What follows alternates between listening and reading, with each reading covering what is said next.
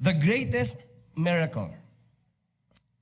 Ang pinakadakilang miracle sa buong mundo, mga kapatid, ay yung pinanganak si Jesus.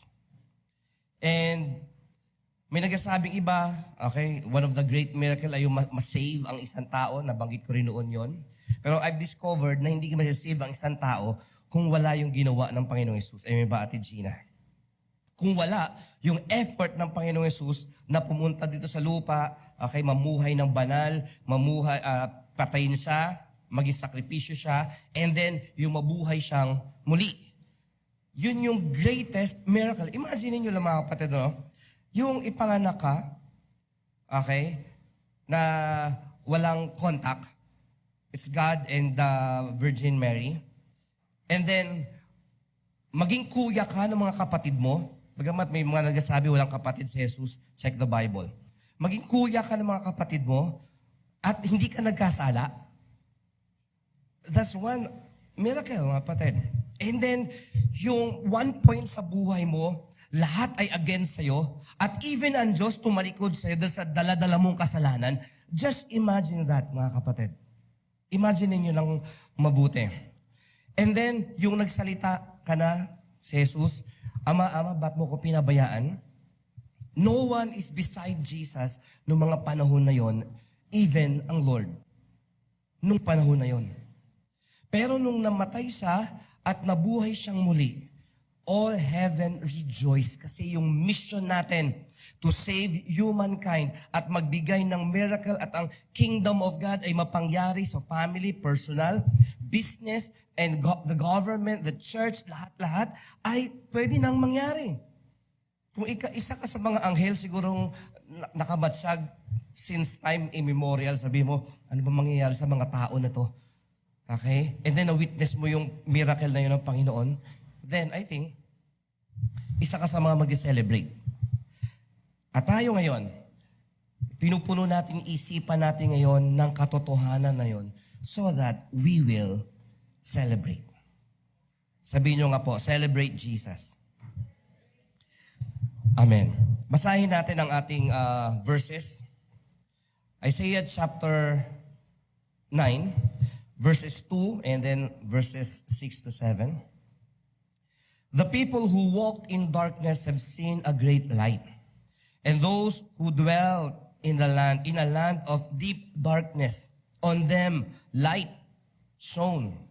Verse 6, for to us a child is born, to us a son is given, and the government shall be upon his shoulder, and his name shall be called Wonderful, Counselor, Mighty God, Everlasting Father, Prince of Peace.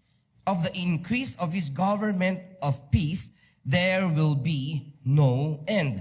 On the throne of David and over his kingdom, to establish it and uphold it with justice and with righteousness from the time forth and forevermore. The zeal of the Lord of hosts will do this. Now, sino ang best na mag-fit doon sa description na yan? Kung tatanungin mo mga Israelita even sa panahon, sino best na mag-fit dyan? Sasabihin nila, ay wala pa. Pero if you go to Isaiah 53, doon mas malinaw. Okay? Punta naman natin ang Isaiah chapter 7 verse 14. Sabi roon, therefore the Lord himself will give you a sign. Behold, the virgin shall conceive and bear a son, and shall call his name Emmanuel. In the New Testament, kinote yan ni Matthew, at sabi niya, Emmanuel means God with us. So, today we'll talk about the greatest miracle. Main idea, mga kapatid. The greatest miracle is when Jesus entered human history and the gospel was preached. Tagalogin natin yan. Nakisabay niyo ako sa pagbasa, mga kapatid. Okay, go. Ang pinakadakilang himala ay nang si Jesus ay pumasok sa kasaysayan ng tao at ang ebanghelyo ay naipangaral. Okay, only you. Basahin niyo po na sabay-sabay. 1, 2, 3.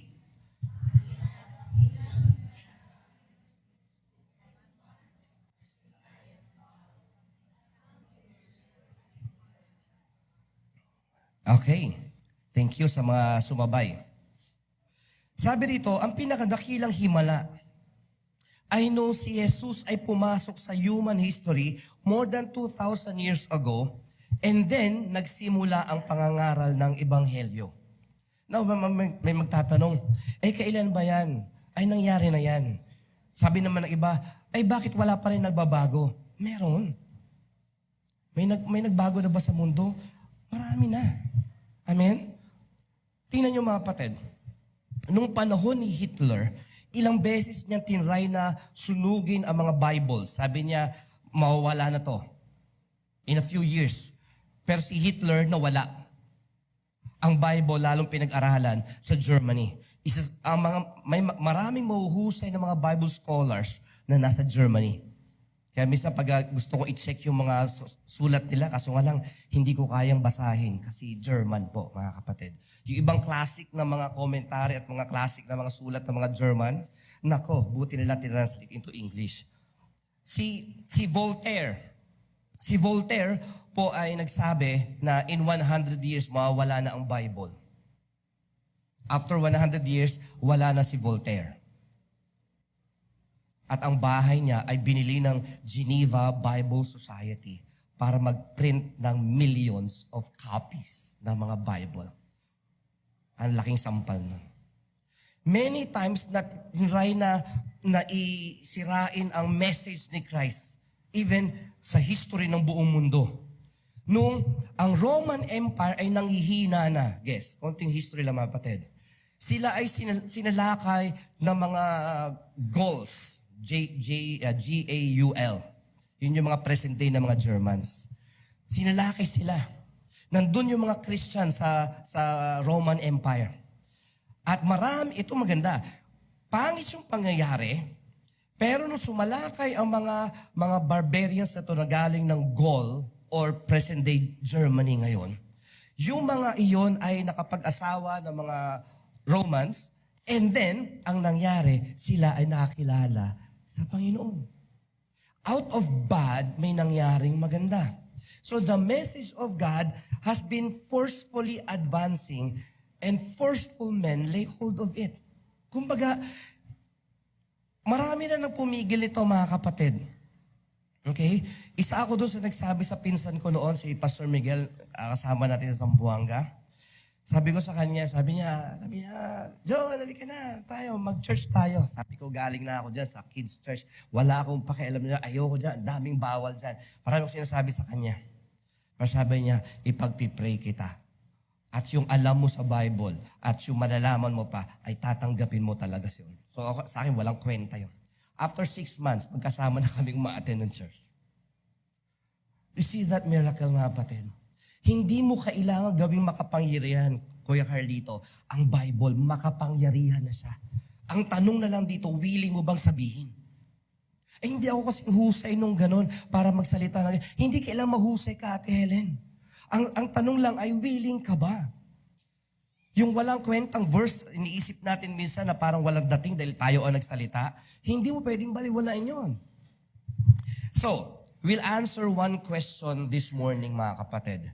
Why Jesus is God's greatest miracle? Bakit si Jesus ang greatest miracle?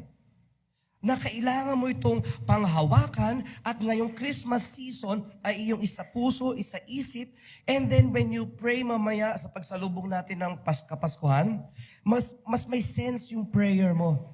Ate Chay, na pag nag-pray ka, okay, sasabihin ni Ate Chay, Lord, thank you, Lord. At yung simpleng thank you na yun, samahan ng puso for the Lord, nako, masasabi ni Lord, thank you lang yan. Pero malaking ginawa niyan. Why Jesus is God's greatest miracle? According to verse 2, mga kapatid, kung babalikan natin yung Isaiah chapter 9, verse 2, the people who walked in darkness have seen a great light. Yung mga tao na naglalakad sa kadiliman, sino yung mga yon? Sino yung mga yon, Kuya Carlito? Yung mga tao na wala sa Panginoon. Yung feeling nila, okay ako, pero yun pala, ang buhay ko, kung sisiya sa atin talaga ng mga tao, hindi okay. At ang sabi po rito, yung mga naninirahan sa lupain ay lupain na puno or tigib, or in English na lang, deep darkness, on them light has shone. It means to say, mga kapatid, ang Diyos mismo ang nagliwanag sa mga tao. Number one, God made light to shine to people. Brethren, yung greatest miracle na ito ay hindi mangyayari unless ang Lord ang naunang gumalaw. Amen ba? Andiyan ba kayo, mga kapatid? When people look at the light of Jesus, they will sense hope and love. Ito tingnan mo pala yung liwanag ng Panginoong Yesus, makakasense ka na agad ng pag-ibig at ng pag-asa. Tingnan niyo yung mga tao na bakit nauuso ngayon yung mga verses sa Facebook, kahit na minsan dispalinghado ang buhay, nag-post ng mga ganon. Kasi nakakaramdam sila ng ng kapayapaan. Yan ang powerful effect. Listen here. Yan ang powerful effect ng Word of God. Wala pa sa iyo ang Panginoong Yesus, marinig mo lang ang Word of God, meron na yang impact, meron na yang dating sa buhay mo. Gets nyo ba ako, mga kapatid? Amen ba? May dating na agad yan. Hindi mo kailangang paniwalaan agad ang Bible. Ang kailangan mo lang gawin listen here, mga kapatid. Hindi mo kailangan paniwalaan ang Bible agad para magkaroon ng epekto sa iyo ang Bible. Okay, yung tingin nyo sa akin parang nagsasabi na, Pastor, parang ata namin narinig yan Hindi ba kailangang paniwalaan mo ang salita ng Diyos para magkaroon ng effect sa iyo? No, mga kapatid. Marinig mo lang ang Bible kahit hindi ka naniniwala, may effect na yan sa iyo. Bakit kahit di ako naniniwala sa ilaw, nagliliwanag ako dito, di ba? May nagbago ba nung naniwala ako? Wala. Anong kaibahan, anong kapareho sa Panginoong Yesus? Kapag ikaw ay naliwanagan ng Panginoong Yesus, whether you like it or not, you will sense hope and love. Pero don't stay there. Huwag kang manatili lang doon, Kian and Kenan. Huwag ka lang doon sa punto na, ay, ang sarap. Okay, and then you walk away. Ang kailangan mong gawin ay, ang next step doon, paniwalaan mo. God made light to shine. So what happens? Responding in faith gives you the opportunity to live in God's love, God's hope and love. Andiyan ba kayo? Tatlong bagay importante sa pagiging Kristiyano: faith, hope, love. Sabi ng Bible, the greatest of them is love. Kapag narinig mo ang salita ng Diyos, even those people na hindi naniniwala at narinig ako dito ngayon, hindi man ako kasing husay ng iba, pero may impact ito sa kanila. Hindi dahil sa mahusay ako, kundi ang Word of God ang mahusay. And then, wala pa silang paniniwala, mayroon ng love and hope na maramdaman sila. Saan papasok? Yung faith. Yung faith ko ang magre-respond ngayon.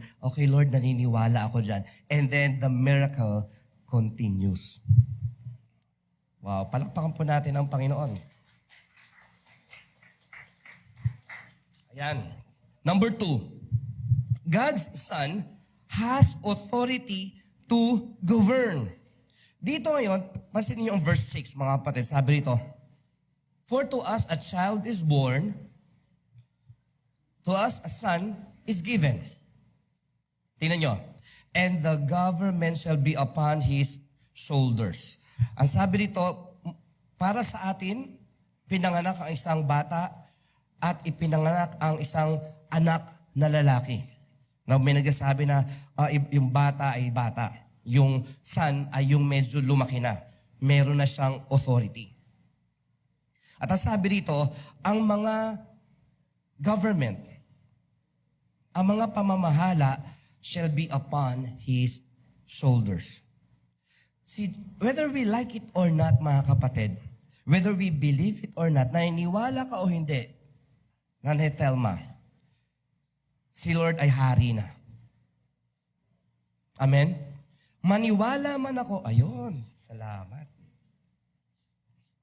Naniniwala ako o hindi, si Jesus ay hari na. Hindi ko siya pwedeng iluklok na maging hari. Siya ay hari na. Kaya I have questions minsan sa mga kanta na, Jesus, we enthrone you. Tayo mag-enthrone by Christ. O yung kanta na, you are God alone. Before time began, you are on your throne. Para mas maganda yung pangalawa, no? Okay? Naniniwala ko o hindi, ayaw mo o gusto mo, wala kang choice. Kung ako si Jesus, ako ang hari dito. Amen? Yung mga naghahari-harian ng mga demonic spirits at mga tao na feeling nila, kami ang authority dito, well, ang sabi ng Bible, tatawanan ko lang kayo. Pastor, bakit ang dami pa rin masasama sa mundo? Okay, magandang tanong yan. May isa nagtanong, may nakita akong video sa Facebook minsan, sabi doon, required ba na umattend ng church ang mga tao? Sumagot yung isa, nagulantang ako, hindi. Sabi ko, ha? Sino to nagtuturo na hindi required? Sabi niya, hindi madagdagan ang salvation mo o wala salvation mo o ikaw ay hindi mamahalin ng Diyos pag di ka umattend ng church. Mahal ka pa rin ng Lord kahit hindi ka umattend ng church. So, antay ako, sabi ko, may punchline to, sabi ko. Pero pag walang punchline to, magko-comment talaga ako. But only sabi niya, pero, kung mahal mo ang Panginoon, gagawin mo ang lahat, maka-attend ka lang ng church. Amen. Tingnan mo ang katabi mo. Sabi mo sa kanya, God bless you. Amen ba? Okay. Jesus has authority to govern because of who He is. Minsan, may mga demonic spirits o may mga tao nagsabi na, ako ang hari ito, ako masusunod ko anong gusto ko. Okay. For the meantime, ang tanong, ba't hinahayaan ng Panginoon ngayon yung mga masasama na yun? At sabi nila, bakit ang mga masamang damo matagal mamatay? Tingnan mo ang katabi mo. Oo nga, no? Brethren, at bakit may kasamaan sa buong mundo? Kung talagang hari ang Diyos, bakit hindi nasolusyonan yung mga kasamaan sa mundo? Tanggalin lahat ng korap, tanggalin lang ganito. Naku mga kapatid, walang matitira sa mundo. Maski ang katabi mo, o ikaw, o ako. Amen ba? Ang Panginoon ay hindi niya kinukuha ang lahat ng masama for now kasi we are under grace. Nag-aantay siya. Pero may schedule. Sabi niyo nga schedule. May schedule si Lord na pag dumating yung panahon na to, only God knows, whether you like it or not, ihiwalay ko yung akin, kanan pala, yung sheep at yung goat ay dito. Dito, there will be weeping and gnashing of teeth. Mangangalit ang mga ngipin. Sabi ng isang matanda na wala ng ngipin, wala akong problema dyan. Wala na akong ngipin. Don't worry, Lola. God will provide. Jesus is the wonderful counselor. Tingnan niyo yung mga titles ni Lord. And I don't know sa mga tumatanggi na si Jesus ay Diyos. Bakit nila hindi matanggap? This verse is from the Old Testament. Sabi dito, Jesus is the wonderful counselor, the mighty God, the everlasting Father, the Prince of Shalom. Peace. Yung mga titles na yan ay nagbibigay kay Jesus ng authority to govern. Ikaw na ang wonderful counselor. Pag lumapit ka sa Kanya, sa story sa Bible, may isang lumapit kay Jesus, ang sabi ay, good teacher, anong gagawin ko para ako'y maligtas? Ang sabi ni Lord, good? Sabi niya, no one is good but God. Nung nabasa ko yung verse niya, sandali, bakit parang okay, bilang servant noong time na yun, in-acknowledge niya ang Diyos ang God, hindi siya. Hinubad niya yun eh. Meron siyang mga way kung paano makipag-usap sa mga tao. Kung ang mga tao ay lumalapit na mapagpakumbaba, si Jesus ay alam niya kung paano itatrato. Pero kung may kayabangan sa puso ng tao, alam din ni Jesus kung paano i-rebuke. Si Peter, nung nagsabi si Jesus na, malapit na akong patayin, bla bla bla, magpaparusahan ako, ganito. Ano sabi ni Peter? Over my dead body, Lord, hindi ka mapaparusahan. Hindi ka mamamatay. Ano sabi ni Lord? Ano sabi ni Lord? Ay, oh, Peter, concerned ka talaga sa akin, Peter. Nakakatuwa ka, Peter. Concerned na concerned ka sa akin. Ano sabi ni Lord? Sabi niya, get behind me, Satan. You don't know. Okay? Get behind me, Satan. Si Peter siguro, ako lang naman ang nandito eh. Pero kay Christ, ang nakita niya, hindi yung Peter na tinawag niya. Kundi nakita niya ay yung Peter na nagpapagamit kay Satan. Sandali. Lord, ang harsh mo naman. Pwede bang lambingan mo ng konti? It means to say lang, hindi mo kayang dayain ng Panginoon. Alam niya kung yung pananalita mo is human, demonic, or worldly. Kahit na ibalot mo yan sa magandang intention, alam ni Lord kung ano laman ng puso mo. Lord, wag niyo palang hanapin yung over my dead body. Dagdag ko na lang yun. Lord, hindi namin hayaan mangyari yan. Ang ganda ng intention. Concern na concern. Pero deep behind sa intention na yon, sa concern na yon, is a demonic influence. Aray.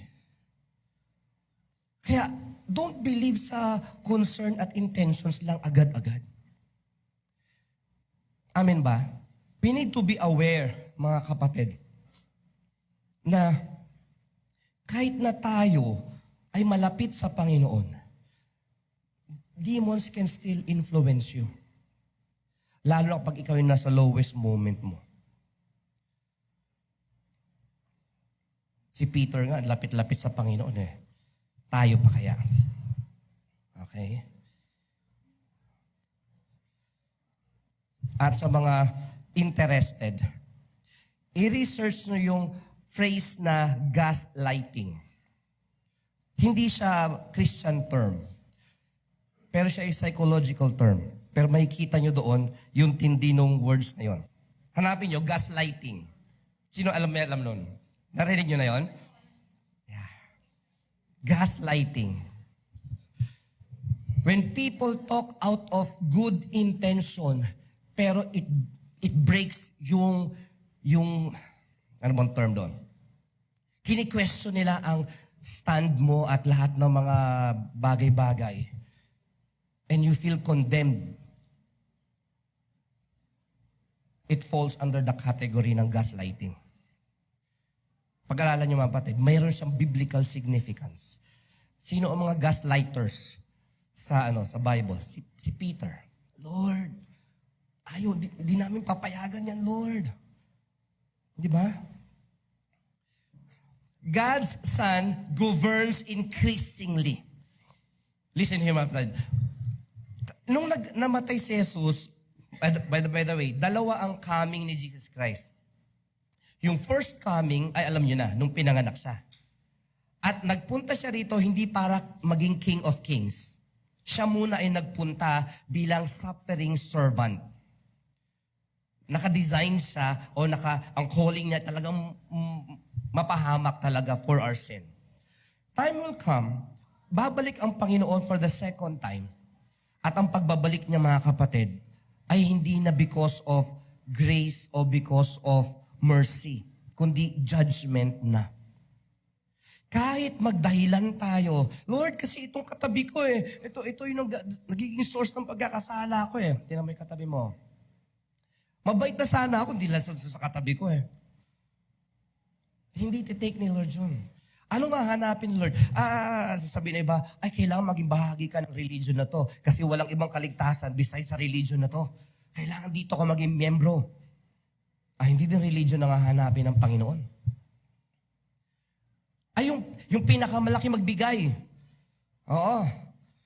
Yung faithful magbigay sa church, yun yung hahanapin ng Panginoon na iligtas. Hindi rin. Yung faithful umattend, hindi rin. Kasi lahat yun ay works. Ang hahanapin ng Panginoon is this. Ikaw ba ay tinanggap mo na ang Panginoon Jesus sa puso mo? Do you have a religion or a relationship? Alin ka doon, mga kapatid? Religion or relationship? Sabihin nyo nga, religion or relationship? Since God's Son will govern increasingly, dapat ang paghahari niya sa buhay mo increasingly. Kasi whether we like it or not, talagang sa buong mundo increasingly. Digital na ngayon, mga kapatid. Even yung mga consequences, ang bilis dumating. Diba? Ang bilis na. Oo. Online na ngayon ang mga consequences. Pero as you can see, mga kapatid, tayo bilang mga anak ng Diyos, dapat unti-unting mas naghahari si Lord sa'yo. Amen ba, LJ? Ako dati ay sinungaling. Ngayon, medyo na lang. May nagbago. Pero of course, isa yan sa mga dapat natin itigil na yung pagsisinungaling. Diba? Jesus' governance increases every day. And even if you think, ito sinabi ko dito, sinulat ko, even if you think God is silent, but Lord, ang dami kong problema. Ate Arlene, pero bakit hindi masolusyonan ng Panginoon? Masunuri naman ako. Okay? May kapatid pa akong masipag. Lord, bakit ganun? Well, ano ka lang, cool ka lang, man, cool. Relax, chill. Hayaan mo si Lord ang magsaayos ng mga bagay-bagay. Ikaw naman, maging faithful ka. Amen ba, Nicole?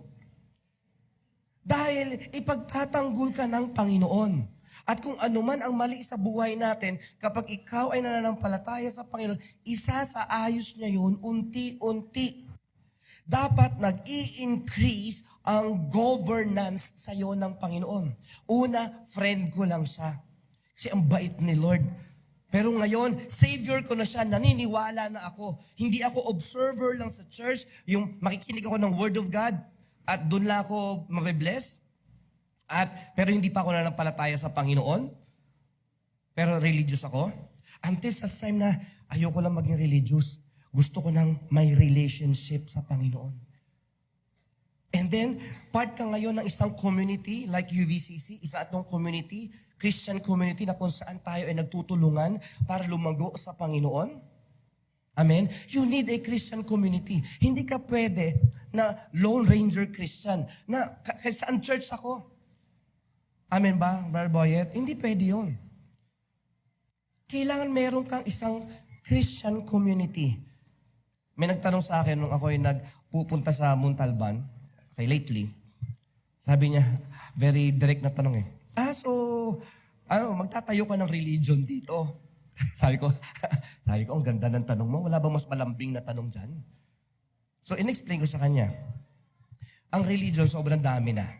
At lagi ko sinasabi, sa dami ng religion sa buong mundo, dapat wala ng problema ngayon. Pero sabi ko sa kanya, hindi ako nagpupunta rito sa ibang lugar para magtayo ng religion. I came here to form communities para magtulungan kung paano lumago sa Panginoon. I'm imperfect, everybody's imperfect, pero tayo ang magtutulungan para yung goal natin to increase yung governance ng Panginoon sa buhay natin ay lalong mapangyari. We are better together, sabi nga nila. We are stronger together. So if you feel, mga kapatid, na parang ang bagal gumalaw ng Panginoon, pag binilisan ni Lord ang galaw, baka maiwan ka. Baka maiwan ako. Binabagalan niya para makasunod tayo. Pero wag mo namang bagalan palalo. Amen? Pag facing yan parang ganito. Tatakbo lang si Lord ng mga 5 kilometers per hour. Yung usual na lakad, bilis na lakad ng mga tao. And then gagawin, Lord, okay, medyo jogging ang gawin natin. Mga 7 kilometers per hour na yung takbo natin. Okay, sprint na tayo. Okay? 100-meter dash. Tapos pahinga tayo sa dulo. Si Lord ang magsasabi kung babagalan mo o bibilisan mo. Pero ang rule doon lagi, not too close, not too far. Diba? Huwag kang masyadong mauna sa Panginoon na parang feeling mo si Lord ang bagal, kundi nagmamadali ka lang. Amen? At pag nagmamadali tayo, wala masyadong magandang epekto yon. And even if, listen here, even if ang feeling natin pasama ng pasama ang mundo, which is totoo, brethren, pag gumalaw ang Panginoon later on, pag nagsabi na ang Panginoon later on, titigil ang lahat ng ito at lahat ng kasamaan. Pero ngayon mga kapatid, I tell you, ang gusto muna ng Panginoon ay gumalaw sa puso mo. Mga kabataan, pakitaas ang kamay ng mga totoong kabataan dyan. Pinapayagan mo ba ang Panginoon na pagharian ka? Una, friend ko lang siya. Okay? Parang ganito. Ang cute pakinggan na, ay ako'y nanay, tatay ako nung anak ko, pero friend ang turingan namin. Did you know, kapag turingan ninyo ay friend, dapat hindi ka na naging nanay or tatay. Kaya ka nanay or tatay dahil hindi lang friendship ang habol mo. Iba magpalaki ang mother, iba ang role ng father. Kapag friends lang, walang masyadong challenge doon. Kasi, okay lang, gusto mo yan friends, sige friends, supportanta ka. Pero pag medyo may authority na, I don't think na tama yung ginagawa mo kapatid o anak. And, wag magtampo agad yung mga anak pag medyo humigpit. Wala akong kalayaan. Alam mo, isa sa mga prayers ko ngayon para sa mga kabataan, ay yung maging strong emotionally. Maraming kabataan ngayon soft. Sabi ko, kung soft ako noon, maraming mas soft. Mga pusong mamon. At ang mga parents naman, ito ang problem natin. Sinusuportahan natin yung pagiging soft ng anak natin. Kailangan din silang makaranas ng pain, struggle, hurt, alam mo yon, para tumibay sila. Pero kung lahat ng mga yon ay parent agad tayo, at usually, general to yung mga nanay, pagbabawalan agad yung tatay, huwag mong ganyanin yung anak ko yan, hindi mo mahal ang anak ko. Sandali, hindi kayo magkalaban. Hindi mo kalaban ang mister mo kung ikaw yung misis. We need to be emotionally strong para mangyari ang kalooban ng Diyos.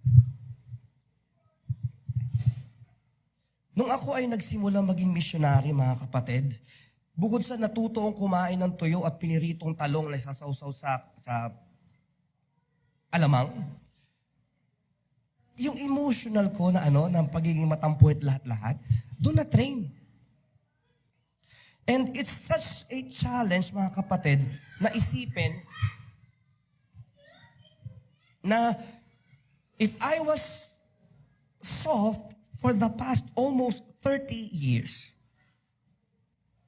ay wala na ako dito, mga kapatid. I need to challenge myself every time. Pero bakit ko binabanggit ito? Hindi para sabihin na mas malakas ako, mas mahusay ako kumpara sa inyo. Hindi yun.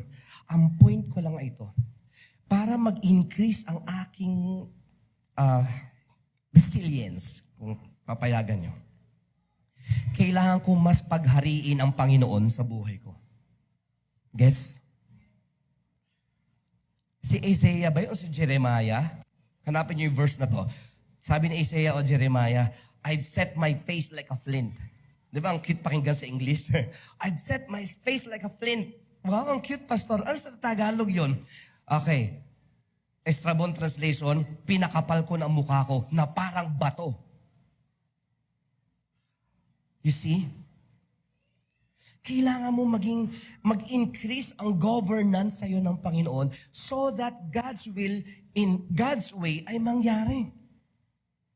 At mga kabataan, ilusin nyo ang sarili nyo sa pagiging dependent sa mga parents to the point na hindi na nade-develop ang iyong emotional strength, emotional stability. Ano ginagawa pa ng mga parents? I was talking to a mother a few weeks ago. Sa Laguna ito, tinawagan talaga ako. Sabi ko sa kanya, ano pong nangyari? Kasi yung anak ko, pinagalitan ng teacher niya. Ano ginawa niyo po? Pumunta ako sa school, pinagalitan ko yung teacher. Ano ang message nun sa bata? Sabi ko, ano po bang, kasi hindi gumawa yung assignment ng anak ko, kaya pinagalitan ng teacher. Pumunta ako doon. Ba't mo pinapagalitan ang anak ko? Hindi kita binabayaran para pagalitan mo anak ko.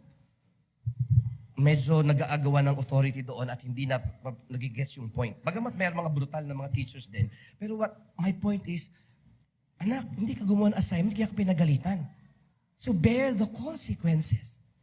Grade 4 kami noon. Ang lahat ng mga walang assignment, pumila. At yung teacher na sa dulo, ang tangkad ng teacher namin, si Mr. Ancheta. Hello, ma'am. Pipila kami, ganun mga gagawin. Babae o lalaki, hahawakan. Malaki siya noon, maliliit na, grade 4 lang kami. Hahawakan yung mga patilya namin. At ganun, ikaw naman, siguro mga nakatatlong ganun lang ako. Simula noon, hindi ako papayag. Next time, nagganunin ako, ipahiya ako ng teacher na yan, gagawa na ako assignment. Naging maganda bunga sa akin? Yes. Pero kung nanay biglang pupunta roon, huwag mong gaganyan ako kahit di gumawa ng assignment, okay lang sa akin. Tapos iiyak ka pag yung anak mo hindi nakapasa. Makaawa ka sa teacher. Yung teacher naman, tinrabaho ng gusto yun. And that's the problem sa ating society. Bakit? Hindi nagahari ang Panginoon sa mga schools, sa government, kaya may corruption, at even sa church minsan, nasa labas ang Panginoon. So this Christmas season, bilang ending mga kapatid, I encourage you. Conclusion. Have you given your life and your family under the governance of Jesus? I mean, by the way, hindi na natiling sanggol si Jesus o naging toddler. Okay? Siya ay full grown. Since Jesus is the reason for the season, now is the best time to what? To humbly let Jesus govern you and the details of your life. Ipa-check mo sa Panginoon, Lord, i-check mo nga love life ko. Ikaw ba talaga nangunguna o may sarili akong patakaran? Lord, yung aking finances, ikaw ba nangunguna, Lord, o ako? Lord, yung aking pakipagkaibigan. Lord, yung aking morality. Lord, yung aking paggastos ng pera. Yung pagbabudget ko, Lord. Brethren, I am praying na as we celebrate itong Christmas season, ang maging tanim sa isip natin ay ito. Si Jesus ay naparito to give me, at to show the greatest miracle. At ako ang magiging recipient ng miracle na yun. So, kamusta na ang mga detalye ng buhay natin, mga kapatid? Sa mga nasa online, yan. Yung mga laging nasa online na pwede naman pumunta dito, baka naman. Okay? Bakit ko ina-encourage ang pagpunta dito physically? Pareho din naman, yun, naririnig nyo dito, naririnig sa online, pareho lang, diba? Amin ba? Ang kaibahan, mga kapatid, is this: sacrifice. Yung naka-online ka lang, tinan mo yung Facebook mo, click, and then that's it. Pero pag pupunta ka dito, ano mangyayari? Magbibihis ka, maliligo ka, and then maliligo ka muna, and then magbihis ka, and then pupunta ka dito. Those are sacrifices. So yun ang nagbibigay sa Panginoon ng kagalakan. Praise the Lord. Palakpakan po natin ang Panginoon.